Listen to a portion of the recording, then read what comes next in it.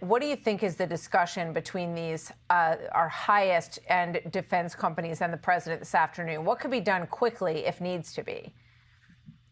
Well, I think the discussion is how do we plus up our counter drone defenses to, continue to strike down these drones, because clearly some of them are getting through, obviously more than we wanted to. We're seeing more drones penetrate our defenses than I think expected. We should be really honest with ourselves about that. That brings up, frankly, a larger issue that I've been talking about on this network for years. We have our critical installations around the world have been vulnerable.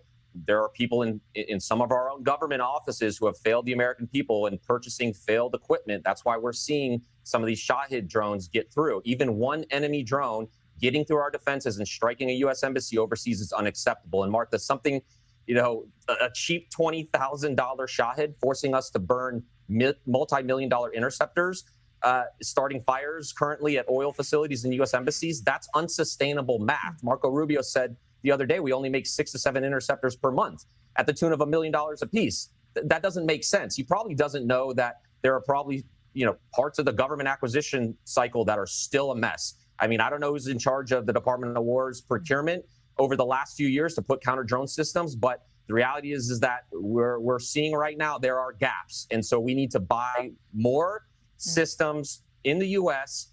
and start plussing up our forces. And I hope that there's a real discussion at the White House right now about doing that.